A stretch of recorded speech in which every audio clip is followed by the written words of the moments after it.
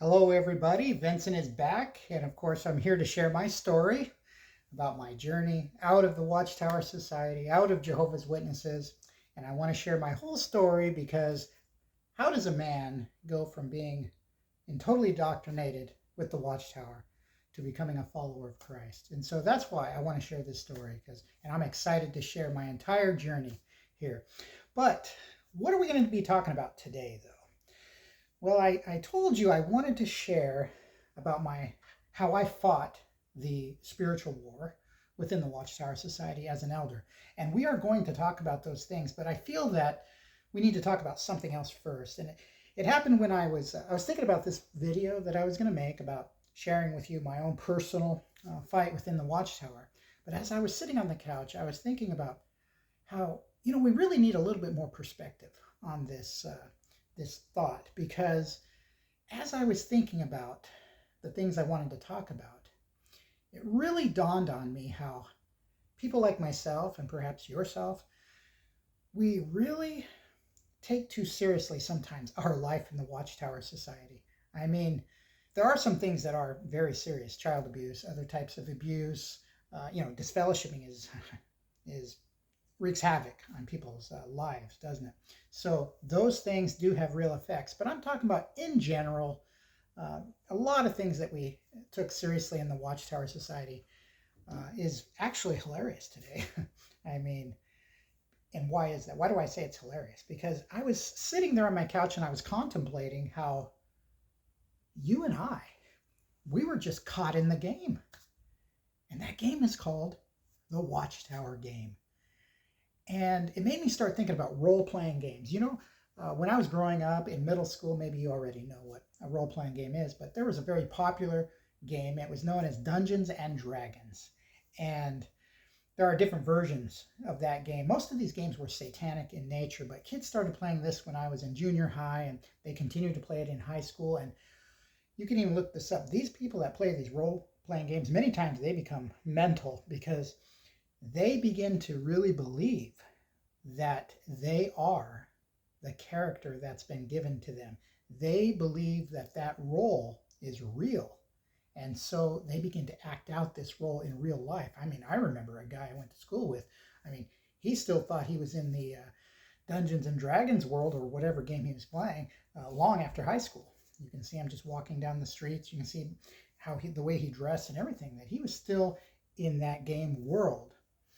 Well, this role-playing game, it started making me think about the Watchtower Society and how you and I mean literally, very literally, we were in the role-playing game called the Watchtower game. And it was a role-playing game. Think about it, and it can even be proven. Think about all of the roles that are in the Watchtower Society. And the Watchtower Society wants you to choose a role. You have publishers.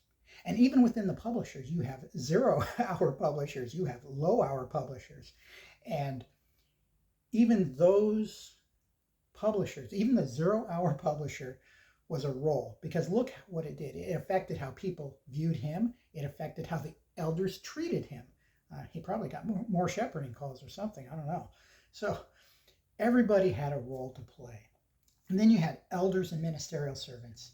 I mean, you can see the big difference between someone who served as a ministerial servant and then he becomes an elder. It's like, I mean, there might be, and I'm using a bad example, of course. Why use a good example, right? A person is an elder and he's young and he's happy and, he just wants to be this elder. And then once he becomes an elder, he starts to think he's like very important and starts to act like he's more mature than what he is. It's an act. So that role really changed who he was, the way he acted once he became an elder. And then you have the elder body. And within the body, you have sub roles. You have the presiding overseer or a coordinator, and you have the secretary, and you have the service overseer. You have these sub roles within the elder body. And even those roles, like the service overseer, secretary, even those roles affected how you acted within the role of elder.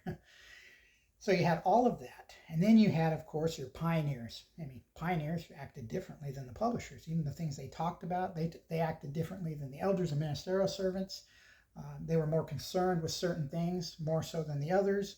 Then you had circuit overseers, district overseers. And remember the circuit overseer, when he would come, you viewed him as, more important and even better than your elders in the local body, right? Everybody loved the circuit overseer, right?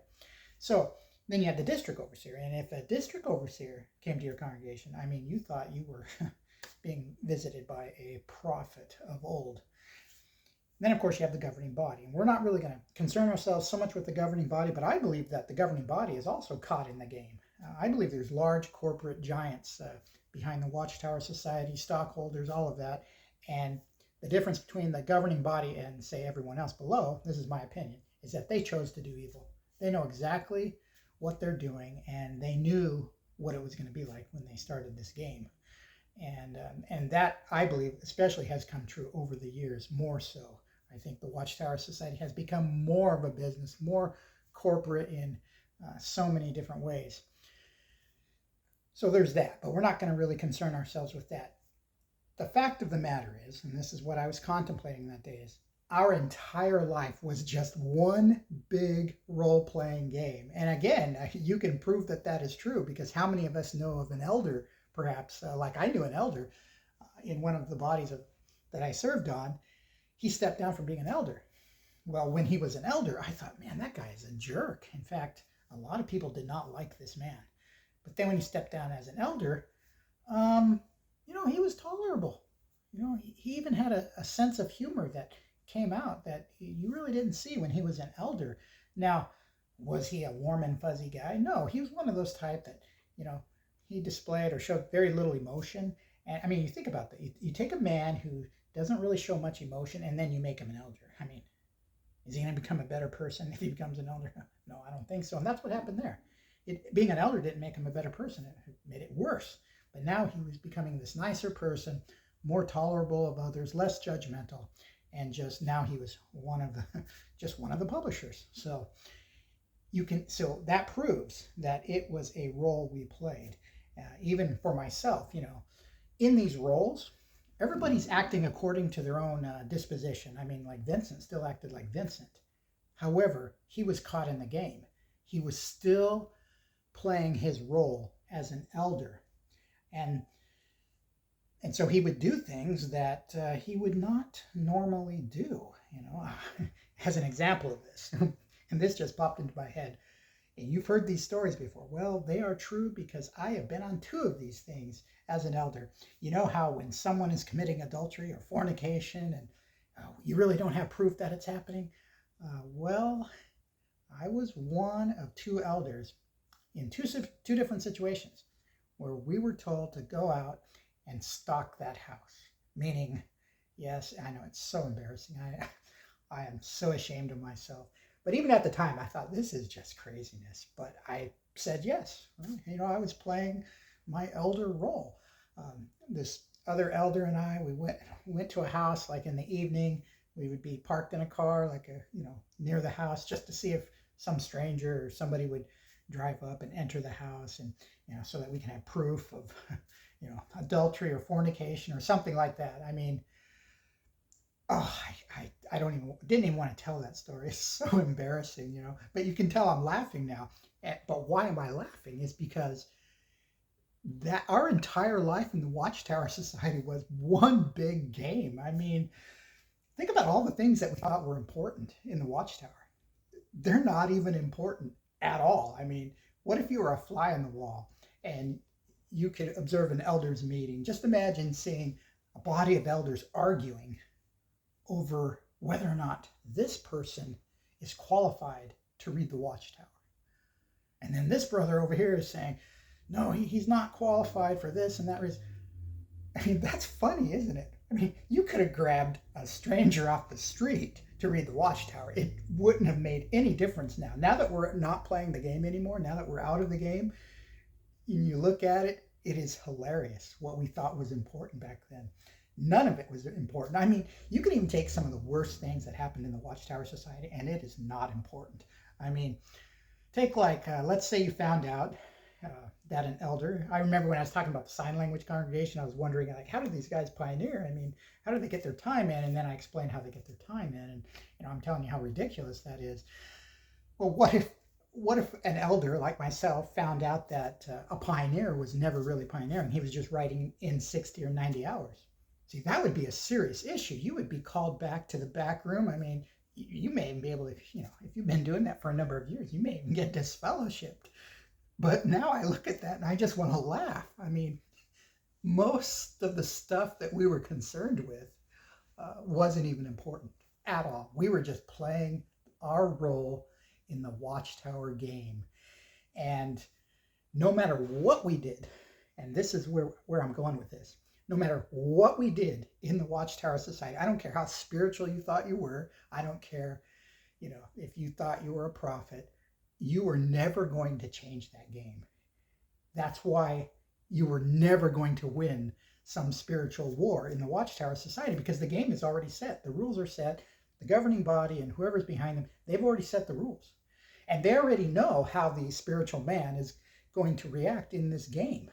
It's completely rigged, and that's why you never get anywhere in the Watchtower Society, no matter how spiritual you are.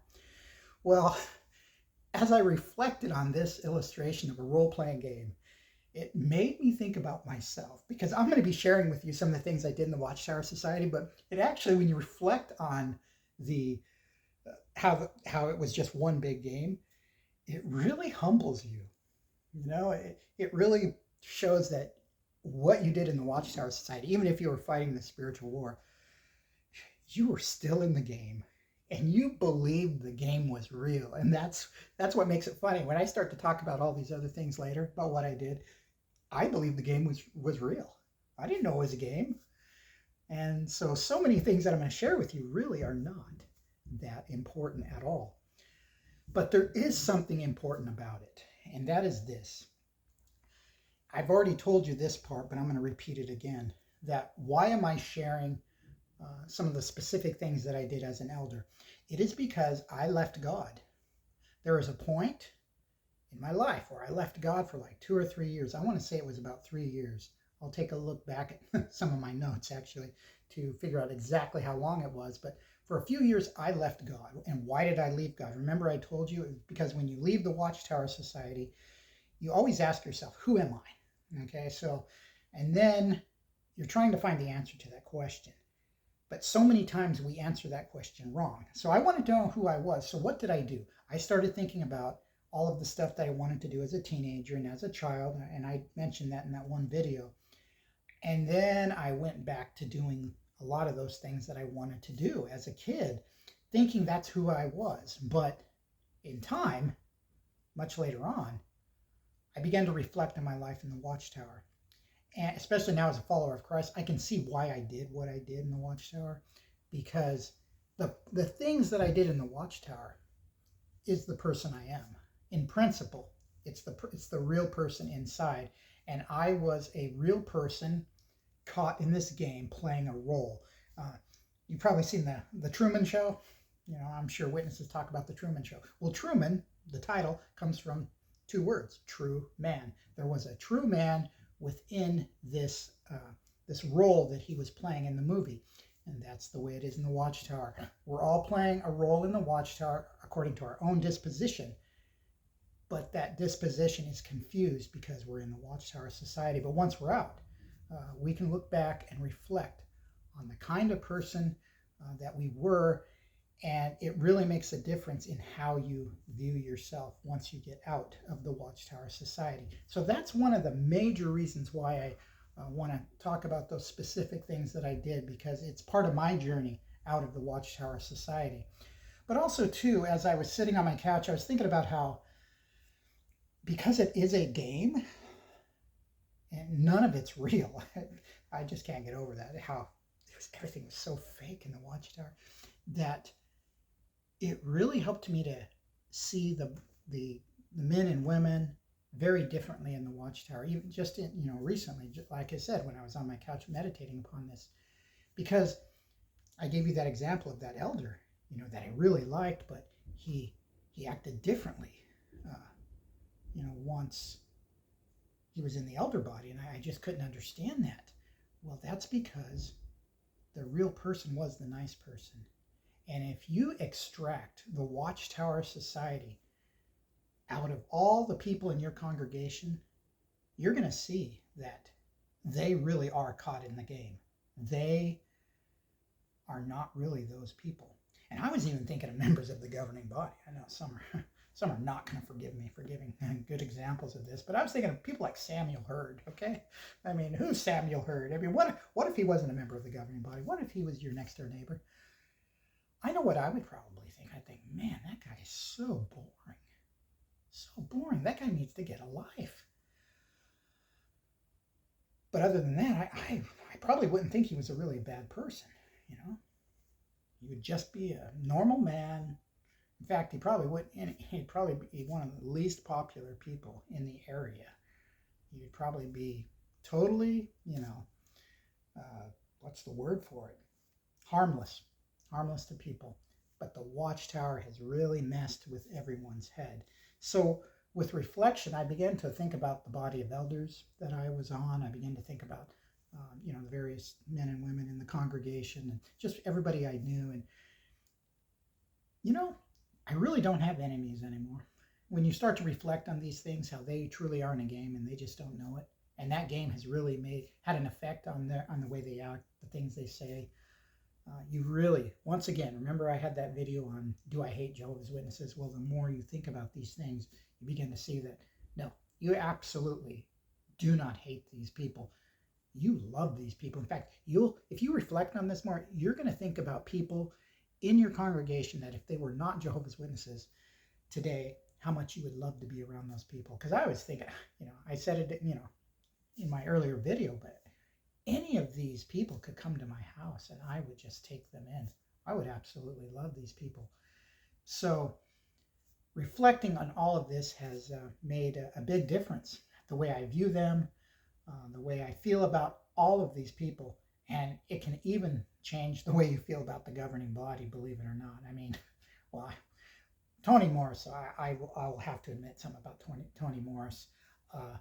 I don't think you would like him whether he was in the Watchtower Society or not. I mean, again, they're playing according to their disposition, and I think Tony Morris is a good example of that. I don't think he's much different outside of the governing body as a person. I think he's the same person, and that's true. Yeah, even of people in the congregation. There's some mean elders. They're mean people, whether they're in the Watchtower or not. But most of the time, though, the Watchtower Society has distorted people's good personalities and all of their good qualities, and has made them, not too good of people. So anyway, we're going to conclude the video here, but I just thought I needed to share this because it gives some perspective on when I start to share the things that I want to share with everyone, even for myself. It keeps a person humble to realize that they were fooled. We were all fooled playing the Watchtower game. So, but for sure, in my next video, I'm going to talk about some of the things that I actually did in the Watchtower Society because I had a conscience. There were things that I just did not like. I did not like the way I seen some things going down, and I had to act according to my own character, and I just couldn't take it anymore. So I had to do something about some of these things. So we'll share those things next time. All right. Till the next video, we will see you later.